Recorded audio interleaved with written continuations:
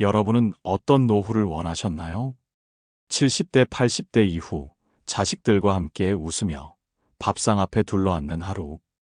평소처럼 산책하고 차 한 잔 마시며 조용히 책을 읽는 일상. 누구나 따뜻하고 행복한 노후를 바라지요. 하지만 막상 그 시기가 다가오면 알게 됩니다. 행복한 노후는 그저 기다리기만 해서는 절대 준비되지 않는다는 것입니다. 사실 사람이라면 누구나 나이가 듭니다. 시간이 흐르면 인생 후반전을 맞이하게 되지요.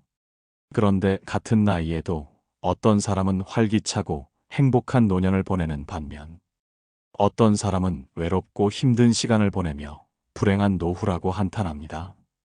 사실 이 차이를 만드는 것은 돈이나 건강뿐만이 아닙니다. 바로 인생 2막을 위한 준비이지요. 나이 들어 몸이 예전 같지 않고 약 먹는 횟수가 늘어나고 혼자 있는 시간이 길어지면서 우리는 어느 순간 이렇게 생각하게 됩니다. 나는 앞으로 어디에서 누구와 어떻게 살아야 할까? 자식들에게 의지해도 되는 걸까? 혼자 살아도 괜찮은 걸까? 요양원에 가야 하는 걸까? 이것은 노후에는 단순한 선택의 문제가 아닙니다. 특히 만약 지금 70세 이상, 80세 이상인 분들이라면 한 번쯤 꼭 생각해 봐야 하지요. 인간으로서의 존엄과 자유 그리고 내가 나로서 살아갈 수 있느냐의 문제이기 때문입니다. 이야기를 시작하기에 앞서 부탁드리고 싶은 것이 있습니다. 이것은 남의 일이 아니라 누구에게나 언젠가는 내 일이 될 수 있다는 마음으로 들어주셨으면 합니다. 어쩌면 이미 그 시간을 살고 계신 분도 있을 것이고 아직 앞두고 있는 분도 계실 텐데요. 오늘 전해드릴 이야기가 여러분 삶의 방향을 다시 한번 생각해보는 작은 계기가 되어 행복한 노후를 누리셨으면 좋겠습니다.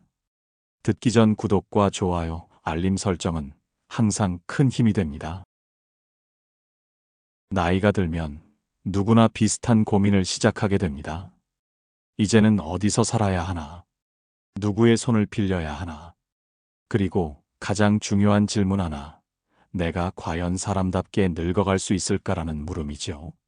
많은 분들이 선택 앞에서 세 가지 길을 떠올리십니다. 첫째는 자녀와 함께 사는 것입니다. 둘째는 간병인을 고용하는 방법이고, 셋째는 요양원에 입소하는 것입니다. 얼핏 보면 뚜렷하고 간단한 길 같지만, 실제로 그 길을 걸어본 분들은 잘 아십니다. 말처럼 쉽지도 편하지도 않다는 것이죠. 자녀와 함께 사는 건 참 따뜻한 그림입니다. 집에 들어서면 손주가 반겨주고, 저녁에는 가족이 함께 모여 밥을 먹고 대화를 나누는 삶. 상상만 해도 마음이 포근하지요. 하지만 막상 함께 살아보면 이야기가 달라집니다. 자식은 자식대로 바쁘고 손주는 손주대로 학원이며 친구며 집에 붙어 있을 시간이 없습니다. 집안에 사람이 많아도 정작 나 혼자라는 기분이 들 때가 점점 많아지지요. 생활 습관의 차이 때문에 작은 갈등이 생기고 내가 눈치 보게 되는 상황도 자주 마주하게 됩니다. 아무리 내 자식이라도 말입니다. 그렇다면 간병인을 고용하면 어떨까요? 몸이 불편할 때 도움받을 수 있으니 분명 좋은 선택입니다. 하지만 하루 종일 돌봄이 필요한 경우 비용이 만만치 않습니다. 매달 들어가는 돈이 연금만으로는 감당이 어려울 수 있습니다. 그리고 타인에게 내 생활을 맡긴다는 부담감도 무시할 수 없습니다. 처음엔 괜찮다가도 점점 불편해지는 일이 생기고 사소한 습관 차이도 마음에 걸리기 시작합니다. 마지막은 요양원 입소입니다. 정해진 시간에 식사하고 약 먹고 운동도 하며 하루를 일정하게 보내니 안전하다고 말하는 분들도 계십니다. 의료진이 상주하니 혹시 모를 위급 상황에도 대처가 빠릅니다. 하지만 거기엔 자유가 없습니다. 내가 가고 싶은 곳을 마음대로 갈 수도 없고 먹고 싶은 걸 마음대로 먹을 수도 없습니다. 내 방이 있어도 그건 진짜 내 공간이 아닙니다. 익숙했던 집을 떠나 낯선 곳에서 살아야 한다는 것은 많은 어르신들에게 큰 두려움이죠. 이 세 가지 길 모두 나름의 장점이 있지만 행복한 노후를 위한 완벽한 해답을 찾는 것은 내가 선택해야 한다는 것입니다. 요즘은 이런 생각을 하게 됩니다. 그렇다면 스스로 살아갈 수 있는 방법은 없을까? 내가 원하고 내가 선택한 노후를 살 수는 없는 걸까? 이런 생각이 드실 텐데요. 이제부터 그 물음에 대한 실제 이야기를 들려드리겠습니다. 제가 만난 김영수 어르신은 올해 82세입니다. 5년 전 아내를 위암으로 먼저 떠나보내고 홀로 지내오셨는데요. 처음엔 혼자서도 잘 지낼 수 있다고 생각하셨지요. 아침엔 직접 밥을 챙겨 드시고 오후엔 근처 공원을 산책하며 시간을 보내셨습니다. 주말이면 아들과 딸이 찾아와 반찬을 넣어드리고 손주들이 안아주기도 했습니다. 하지만 그 평범한 일상이 점점 균열을 보이기 시작한 것은 작고 반복되는 이상한 일들이 쌓이면서부터였습니다. 약을 먹었는지 기억나지 않아 2번 삼킨 날도 있었고, 가스레인지를 끄고도 껐는지 몰라 하루 종일 불안에 떨었습니다. 오늘이 무슨 요일인지 헷갈리는 일이 늘어났고, 새벽에 일어나면 여기가 어디인지 잠시 정신이 멍해졌다고 합니다. 관절 통증도 심해졌고 손가락이 아파 젓가락질도 버거워졌지요. 그렇게 혼자 있는 시간이 무서워지기 시작하셨습니다. 결정적인 계기는 화장실에서의 낙상이었습니다. 너무 아파서 일어날 수조차 없었고, 다행히 옆에 있던 휴대폰으로 간신히 도움을 청해 병원으로 실려가셨습니다. 그날 이후 어르신은 처음으로 스스로에게 물었습니다. 나 정말 이대로 혼자 살아도 되는 걸까? 사실 나이가 들면 골다공증으로 인한 사망도 적지 않았기 때문에 더 걱정이 들었지요. 지금은 한 번일 수 있지만 이런 일이 반복된다면 불행한 노후가 찾아올 것이었습니다. 그래서 결국 병원을 찾게 되었는데요. 병원에서의 검사 결과는 고관절 골절과 초기 경도인지 장애였습니다.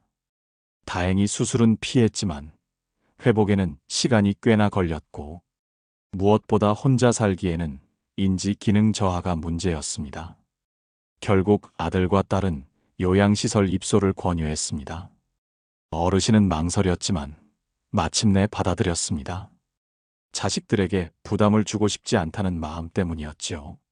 가족과 상의 끝에 비교적 시설이 좋고 프로그램도 다양하다는 평가를 받은 수도권의 한 요양원에 입소하게 되었는데요. 입소 초기 어르신은 차분하게 적응해 보려 하셨습니다.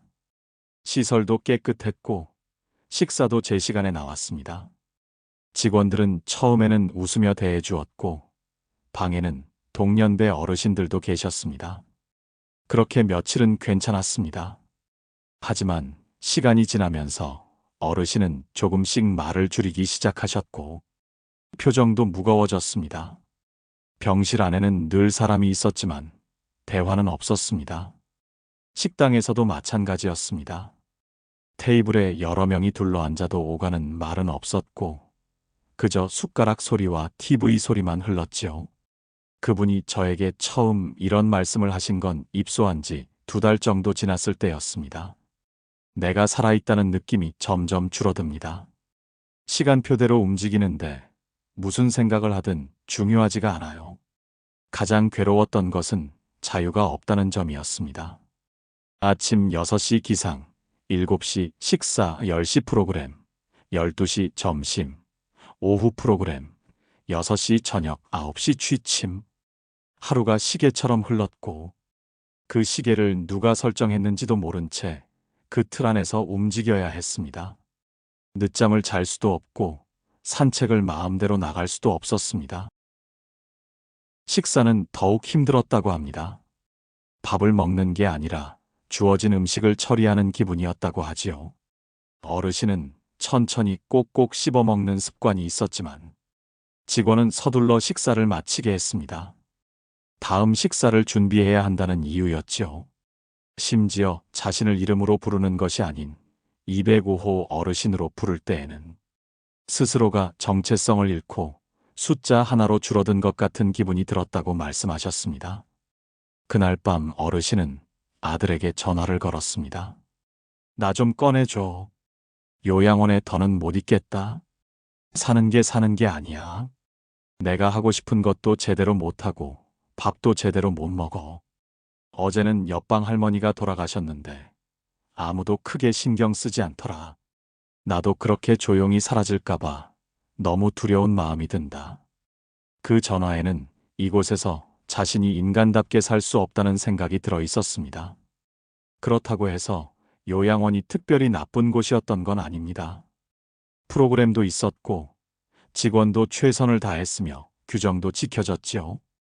그러나 그 모든 것에도 불구하고 외부에 나가지도 못하고 선택을 할 수 있는 선택권이 없으니 삶의 감각이 사라지고 있었습니다. 아무도 말을 걸지 않고 아무도 말을 들어주지 않고 모든 일정이 외부에서 주어진 삶. 어르신은 말했습니다. 내가 누군지도 점점 잊혀가는 기분이었어요. 나는 그냥 요양원 한 자리를 차지하고 있는 이름 모를 어르신일 뿐이었지요. 누군가는 이렇게 말할 수 있습니다. 그런데 요양원이 없다면 정말 중증 환자 노인들은 어떻게 하나요? 맞습니다. 요양원은 분명 누군가에게 필요한 공간입니다. 실제로 몸이 불편하거나 치매가 심한 어르신에게는 중요한 보호시설이지요. 저 역시 그것을 부정하지 않습니다. 다만 우리가 잊지 말아야 할 것은 요양원은 대안이지 목적지가 되어서는 안 된다는 것입니다. 만약 70대 이후, 80대 이후, 아니 죽기 전까지도 건강이 허락하고 의지가 있다면 자립할 수 있는 방법을 끝까지 찾아보는 것이 진정한 노후의 존엄을 지키고 행복한 노후를 보낼 수 있는 길이지요. 결국 어르신은 결심을 하신 것과 마찬가지입니다. 요양원이라는 이곳은 내 자리가 아니라는 것이죠. 그리고 아직까지는 치료에 최선을 다하며 다시 한번 내 삶을 내 힘으로 살아보고 싶다는 목소리였습니다. 이렇게 김영수 어르신이 요양원에서 다시 나오기로 결심한 것은 단순한 감정의 충동이 아니었습니다. 오랜 고민 끝에 내린 행복한 노후를 위한 선택이었지요. 하루하루 정해진 시간표대로 움직이며 자신이 점점 무색무취해지는 느낌. 그것이 정말 무서웠고 그 속에서 깨달았다고 합니다. 지금 나는 살아있는 것이 아니라 그냥 존재하고 있는 거구나. 결심은 분명했지만 문제는 실행이었습니다. 병원에서의 진단은 분명히 말하고 있었죠. 고관절 골절에서 회복 중이며 경도 인지장애가 진행되고 있어 혼자 생활하기엔 여전히 위험하다는 것인데요. 이 문제로 인하여 딸과 아들은 무척 걱정을 하였지요. 하지만 어르신은 포기하지 않았습니다. 완전한 독립이 아니라 요양원에 나가서도 살 수 있는 부분적 자립이라는 길을 찾기 시작했던 것이었지요. 당연히 노화로 인해 혼자 모든 걸 할 수는 없어도 혼자 살아갈 수는 있지 않을까? 일정 시간 동안의 도움만 있다면 괜찮지 않을까? 생각하셨어요. 우선 요양원 내에서 가능한 최대한의 자립 활동을 시작했습니다. 매일 아침 주어진 시간 외에도 스스로 복도에서 걷기 연습을 했습니다. 처음엔 간호사의 손을 빌렸지만 점차 지팡이를 짚고 스스로 움직일 수 있을 만큼 회복되었습니다. 스스로 옷을 갈아입고 약 복용도 체크리스트에 따라 직접 챙기기 시작했습니다. 직접 써서 매일 해야 할 일을 체크를 했지요. 식사 시간에는 꼭꼭 씹어 먹으며 식습관을 유지했고 요양보호사에게도 자신의 상태를 정확히 전달했습니다. 오늘은 관절이 좀 덜 아프네요. 운동 조금 더 해도 될 것 같습니다. 그런 작은 자각과 표현이 반복되면서 어르신의 일상은 점점 내가 조금씩 주도하는 하루로 바뀌기 시작했습니다. 물리적인 회복만이 아니라 정신적인 회복이 함께 따라왔던 것이죠. 하지만 요양원을 나가려면 또 하나 넘어야 할 산이 있었습니다. 가족의 동의였습니다. 어르신의 딸과 아들은 아버지를 걱정하는 마음이 컸습니다. 특히 딸은 아버지가 다시 넘어지시면 어쩌지요?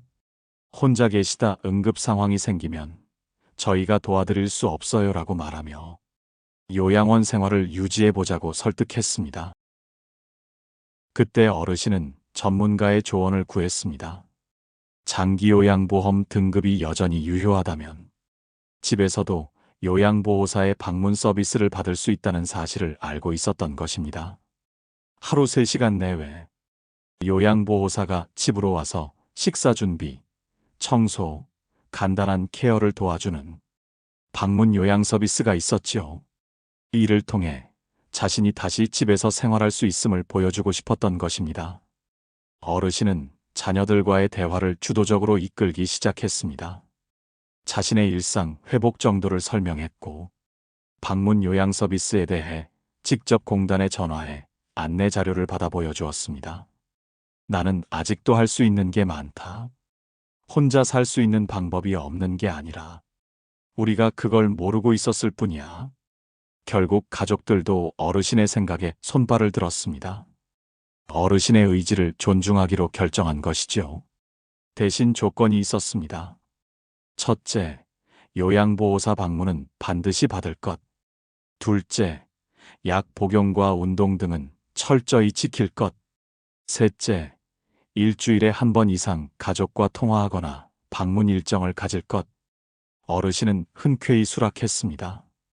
퇴소 전날 밤, 그는 요양원 창가에 앉아 조용히 밖을 내다보며 이렇게 말했습니다. 5개월 동안 이곳에서 많은 걸 배웠습니다. 내가 왜 나 자신을 놓아서는 안 되는지를 말이지요. 그리고 사람에게 있어서 자유라는 게 왜 중요한지를 알았어요. 그리고 늙었다고 해서 꼭 누군가에게 의존해야만 하는 것은 아니지요. 내가 내 삶을 선택하는 것이 더욱 행복한 노후일 것입니다. 어르신은 다시 집으로 돌아왔습니다. 물론 방문 요양보호사와의 첫날은 어색했지만 곧 익숙해졌고 무엇보다 원래 내 집안 곳곳에 있는 익숙한 냄새와 물건들이 다시 살아있는 사람으로 만들어 주었지요. 냉장고를 열었을 때 반찬이 들어있고 벽에 걸린 가족 사진이 그를 반겼습니다. 이후에도 어르신은 매일 규칙적인 생활을 유지하며 요양보호사의 도움을 받아 식사를 준비하고 약을 복용했습니다.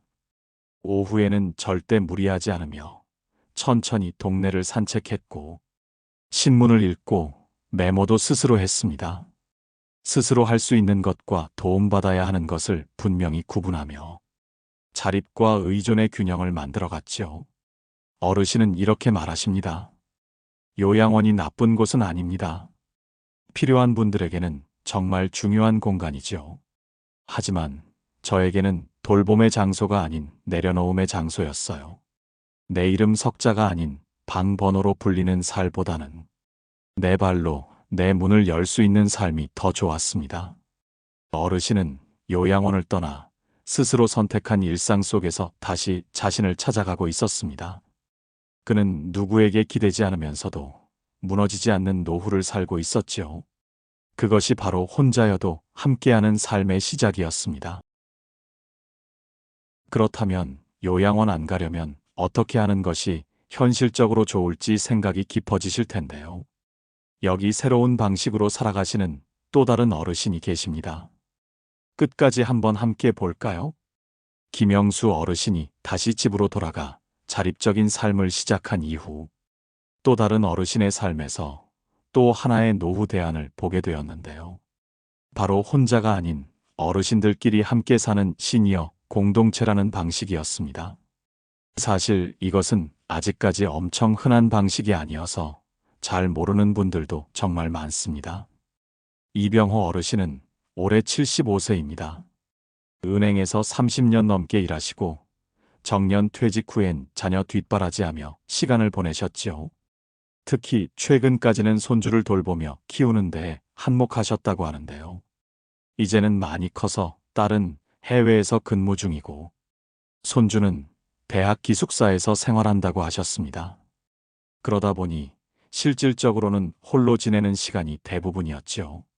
한때는 집안일도 식사도 장보기까지 모두 혼자 해내셨습니다. 그런데 몇 년 전부터 허리 디스크 통증이 심해지면서 몸을 움직이는 것은 점점 버거워졌습니다. 외출은 물론이고 간단한 세탁이나 조리도 힘겨운 일이 되었지요. 처음엔 간병인을 부르는 걸 고민하셨습니다. 그러나 비용 부담이 컸고 무엇보다 낯선 이와 하루 종일 한 공간에 있어야 한다는 불편함이 컸습니다. 요양원은 아예 고려하지 않으셨습니다.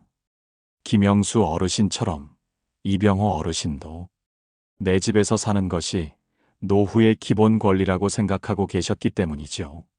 그러던 중 어느 날 우연히 TV에서 방영된 다큐멘터리를 보게 되셨습니다. 한국보다 고령화 사회를 일찍 맞은 일본과 유럽에서 확산 중인 시니어 쉐어하우스에 대한 내용이었습니다. 혼자 사는 노인들이 한 집에 모여 방은 따로 사용하되 거실과 부엌은 함께 쓰고 각자의 장점을 살려 서로의 노후를 돕는 공동체 생활이었는데요. 이 어르신은 다큐멘터리를 보며 이렇게 생각하셨다고 합니다. 그래, 사회에 점차 나 같은 사람이 많아질 테고 이미 많을 텐데 왜 우리는 따로따로 외롭게 살아야 하지? 그때부터 그는 직접 이웃 어르신 몇 분과 대화를 나누기 시작했습니다. 가까운 지인의 소개로 정미숙 할머니와 유영식 할아버지, 박영우 할아버지를 알게 되었고 서로의 조건을 맞춰보기로 했습니다. 유영식 할아버지는 요리 솜씨가 좋았지만 서울에서 혼자 살기엔 월세 부담이 컸고 정미숙 할머니는 간호사 출신이라 건강관리 지식이 풍부했습니다. 박영우 할아버지는 조용한 성격의 독서가였지만 밤낮이 바뀐 생활 때문에 가족과 함께 살기 어려운 상황이었습니다. 서로를 이해하고 조율하는 과정을 거쳐 이 내부는 작지만 넓은 다세대 주택의 2층을 함께 임대해 공동생활을 시작했습니다. 각자 개인 방을 사용하고 거실과 주방, 화장실은 공유했지요. 생활비는 공동 관리하며 식사 준비와 청소는 돌아가며 분담했습니다. 그리고 무조건적인 간섭은 하지 않되 응급 상황이나 도움이 필요한 경우는 즉시 돕는다는 원칙을 세웠습니다. 당연히 생활 패턴이 완전 똑같지는 않았기 때문일까요? 처음에는 분명 마찰도 있었습니다. 이병호 어르신은 아침형 인간으로 새벽 6시만 되면 라디오를 켜는 습관이 있었고 박영우 할아버지는 밤늦게까지 책을 읽으며 생활하셨습니다. 유영식 할아버지는 부엌에서 긴 시간 요리를 하다 보니 식사 시간이 늘어졌고 정미숙 할머니는 청결과 위생에 매우 민감한 편이었습니다. 하지만 서로의 생활 방식을 이해하고 적응하려는 노력이 이어졌습니다. 다툼보다는 협의가 많아졌고 점차 서로의 장점을 발견하기 시작했지요. 요리를 잘하시는 어르신의 요리 솜씨는 공동체의 식탁을 풍성하게 만들었고 정미숙 할머니는 매주 혈압 체크와 영양 상담을 맡아서 해주셨습니다. 또 책을 좋아하는 박영우 할아버지는 영어가 능통해 해외 건강 정보를 번역해 공유했고 이병호 어르신은 오랜 은행 생활 경험을 살려 공동생활 예산을 꼼꼼히 관리하며 2주에 한 번은 잠시라도 이야기를 건네는 시간을 가졌지요. 생활이 안정되자 이들은 한 단계 더 나아가 마당 한켠에 작은 텃밭을 만들었습니다. 유기농 채소를 함께 키우며 식비를 절약했고 남는 채소는 소규모 장터에 내다 팔아 소소한 수익도 얻었습니다. 무엇보다도 중요한 변화는 이 공동체 안에서 역할이 생겼다는 것이었습니다. 각자가 필요한 존재가 되었고 자신이 없으면 공동체가 돌아가지 않는다는 책임감이 생긴 것입니다. 이렇게 6개월쯤 지나자 그들의 소식은 동네 노인정과 지역 복지센터에도 전해졌고 노인의 새로운 가족 형태로 소개되기도 했습니다. 이들을 보고 영감을 얻은 또 다른 어르신들이 2~3명씩 함께 모여 공동체 생활을 시도했고 실제로 유사한 형태의 시니어 쉐어하우스가 근처에 몇 곳 더 생겨났지요. 이병호 어르신은 그때 이렇게 말씀하셨습니다. 젊을 땐 내가 혼자 사는 것만이 자유라고 생각했어요. 그런데 나이 들어 보니 진짜 자유는 외로움을 나눌 사람이 있을 때 생기더라고요. 이 이야기를 전하며 우리는 함께 생각해 보게 됩니다. 과연 요양원처럼 노년의 삶은 반드시 누군가에게 의지해야만 성립하는 구조일까? 아니겠죠? 때로는 자식보다 가까운 이웃이 될 수도 있고, 피보다 진한 공동체를 새로 만들어갈 수도 있습니다. 이렇게 노후에 꼭 필요한 건 완전한 독립이 아니라 서로 기대며 존엄을 지키는 관계입니다. 나이가 들수록 중요한 것은 관계이고, 그 관계를 통해 서로의 건강과 마음을 붙들어주는 것이야말로 진정한 복지라는 생각이 듭니다. 김영수 어르신은 요양원에서 다시 집으로 돌아와 요양보호사의 도움을 받으며 혼자 사는 삶을 선택하셨고, 이병호 어르신은 비슷한 처지의 이들과 함께 살아가는 공동체를 선택하셨습니다. 두 방식은 다르지만 공통점은 있습니다. 바로 주도권을 스스로 선택했다는 것이죠. 이제 70대, 80대 이후를 향해 가는 우리는 스스로에게 물어야 할 때입니다. 나에게 맞는 노후는 무엇일까? 나는 어디에서 누구와 어떤 삶을 살아야 행복할까? 사실 노후에 들어서면 많은 분들이 말합니다. 몸도 약해지고 기억도 흐릿해지고 점점 할 수 있는 게 줄어든다고요. 맞는 말입니다. 하지만 수많은 어르신들을 만나며 다른 진실도 함께 보았습니다.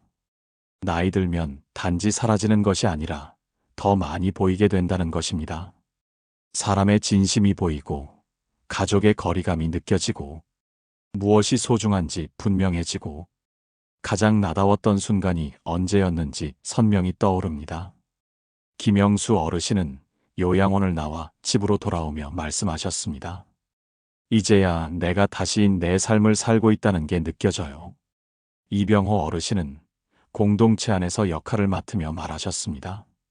내가 여전히 누군가에게 필요한 존재라는 걸 알게 되었지요. 그 두 어르신은 우리에게 묻고 있습니다.